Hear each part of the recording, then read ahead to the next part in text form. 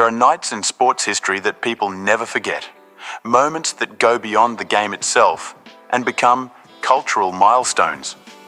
November 19th, 2004 was one of those nights. The Palace of Auburn Hills, home of the Detroit Pistons, was supposed to host just another regular season matchup against the Indiana Pacers. But what happened that night became known forever as the Malice at the Palace, the most infamous brawl in NBA history. To understand the weight of this story, we need to rewind to the early 2000s. The Pistons had just won the championship in 2004, shocking the world by taking down the superstar-packed Los Angeles Lakers. They were tough, physical, and prided themselves on defense. On the other side, the Pacers were hungry, led by Reggie Miller in his final years, the explosive Jermaine O'Neal, the defensive beast Ron Artest, and a young Steven Jackson. These two teams weren't just competitors. They were rivals with bad blood brewing from the playoffs months earlier. Can you already feel the tension building? This wasn't just basketball, this was pride, reputation, and dominance on the line. Fans filled the arena expecting a battle on the court, but no one imagined the chaos that would spill far beyond the hardwood. The game itself was intense from the start. Hard fouls, trash talking, and that familiar energy that always filled the air when Detroit faced Indiana. With less than a minute left, the Pacers had already secured the win, but tensions didn't cool down. Ron Artest, always one of the most unpredictable players in the league, committed a hard foul on Ben Wallace, the Pistons enforcer. Wallace, furious, shoved Artest with both hands, sending him back several steps. The crowd roared, players from both teams jumped in, and the referees tried to separate them. This kind of scuffle was not unusual in the NBA, but what happened next was anything but normal. In an attempt to calm himself, Artest did something bizarre. He walked away from the confrontation, stretched out on the scorer's table, and put on a headset as if nothing had happened. Can you imagine the scene? A heated fight breaks out, and the most volatile player in the league decides to lie down like he is chilling at home.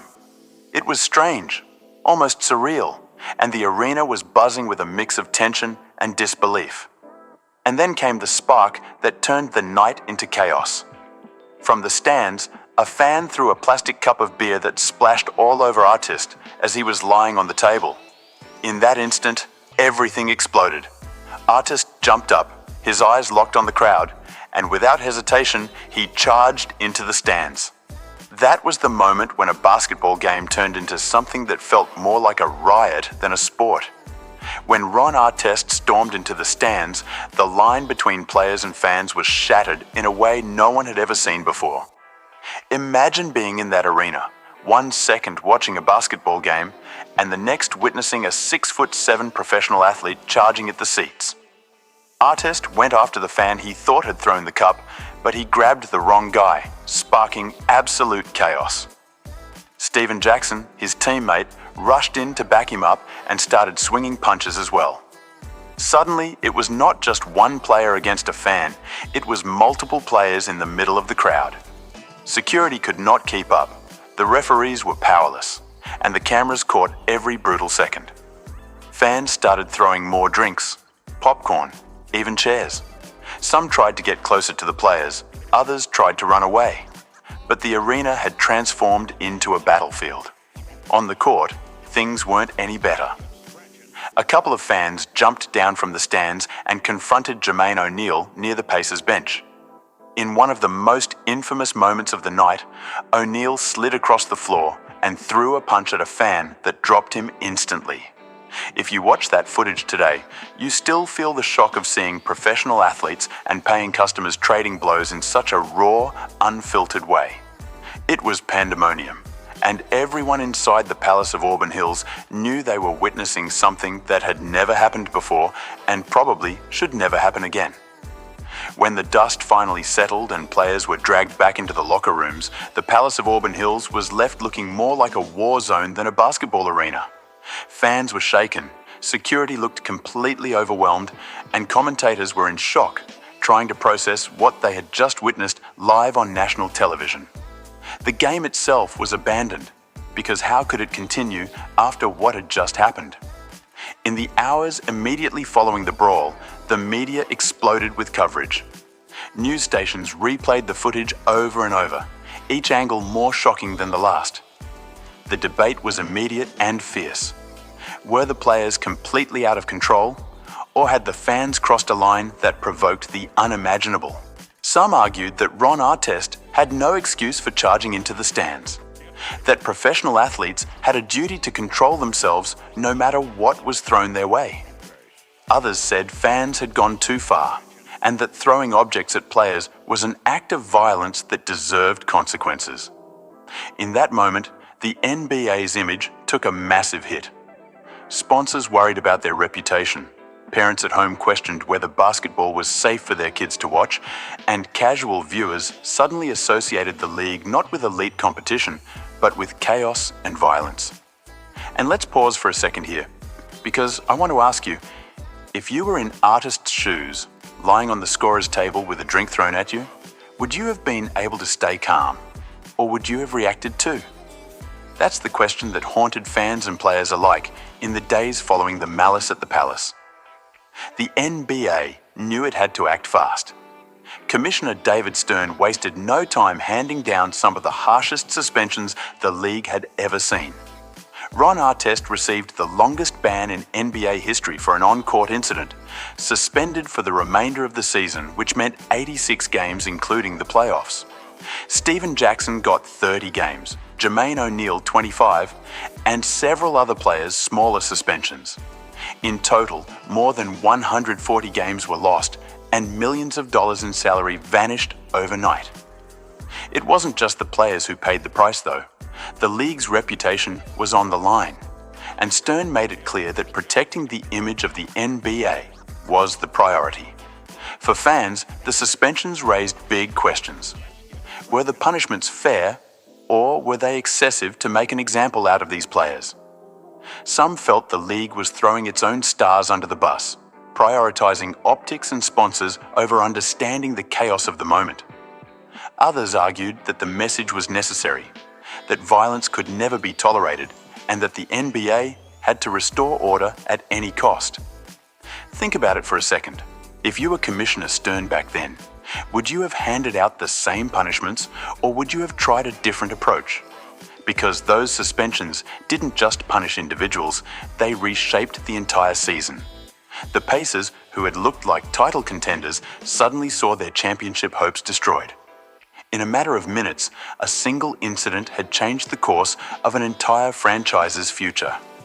The suspensions were only part of the story. What really took things to another level was the media coverage. For weeks, the Malice at the Palace dominated headlines across the United States. News networks replayed the footage non-stop. Sports talk shows couldn't stop debating who was to blame, and newspapers painted the players as thugs out of control. Words like disgrace, shame, and chaos appeared everywhere. But here's the thing, the narrative wasn't just about a fight. It tapped into deeper fears and stereotypes, especially about race and the culture of basketball. The image of tall, tattooed, mostly black athletes fighting with fans became fuel for critics who had always wanted to say the NBA was out of control. Suddenly, it wasn't just a sports issue, it became a cultural flashpoint. Parents questioned if basketball was a safe environment for their kids, sponsors worried about associating with the league, and politicians weighed in on how athletes should behave. Can you imagine the pressure the players felt, seeing themselves not just punished, but portrayed as villains on a national stage?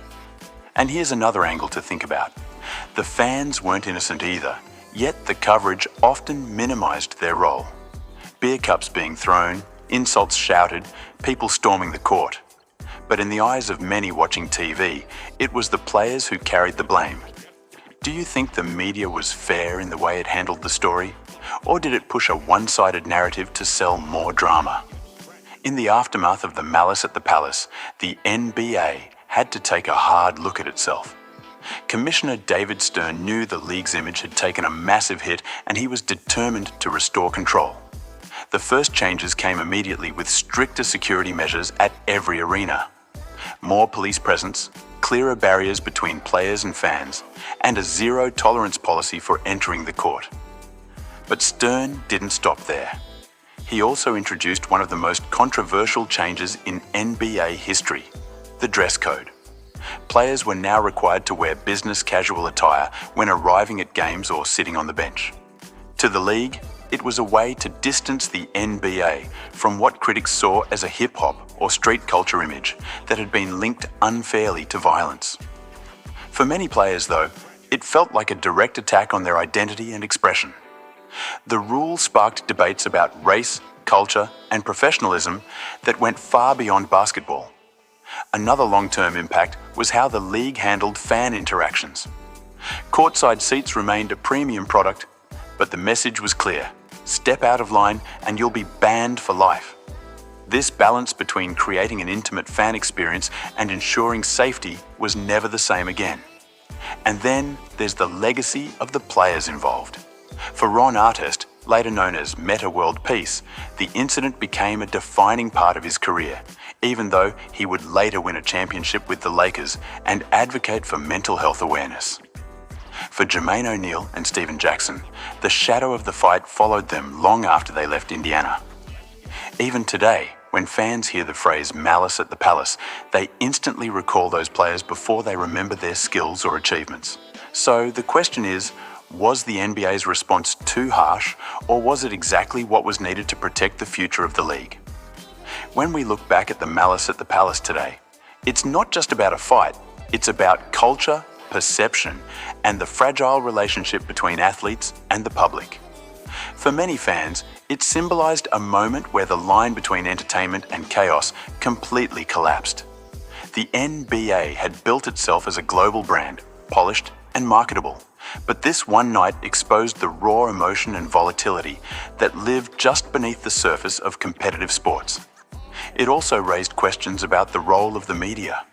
The way the incident was broadcast and replayed endlessly created an image of players as villains, fueling stereotypes about aggression and lack of control, especially targeting young black athletes. At the same time, the footage gave fans something unforgettable, an event so shocking that it became part of pop culture itself, referenced in music, documentaries, and even casual conversations about sports. What's fascinating is how the incident has aged. Younger fans who weren't even alive in 2004 now watch the clips on YouTube or Netflix and are amazed that such a thing could happen in a professional league. It has become almost mythical, a cautionary tale that shows both the passion and the danger of basketball at its highest level. And maybe that's the real legacy. The Malice at the Palace forced us to confront uncomfortable truths about respect, boundaries, and the responsibilities that come with fame and fandom. It asked us to think about how much pressure players are under and how quickly a situation can spiral out of control when emotions take over. So, as much as it damaged reputations in the moment, it also became a turning point that shaped the NBA we know today. Do you think the league learned the right lessons from that night? Or do you believe something like this could still happen again if the circumstances aligned? The Malice at the Palace will always stand as one of the darkest and yet most fascinating chapters in NBA history. It was more than a brawl. It was a cultural flashpoint that reshaped league policies, influenced how players are perceived, and left an impact that still echoes 2 decades later. What makes it so powerful is that it forces us to ask deeper questions about control, respect, and the fragile line between passion and chaos. For fans, it became a moment they will never forget. For the league, it was a warning sign that demanded change. And for the players involved, it was a scar on their careers that they had to carry for the rest of their lives. But here is the question for you. When you think about this night, do you see it as a tragedy for the NBA or as a necessary shock that made the league stronger in the long run? I want to know your thoughts in the comments. And if you enjoyed diving deep into this story and want more untold tales of drama, psychology, and the human side of basketball, make sure to hit that subscribe button and step behind the backboard with us. Because the real game begins where the spotlight ends.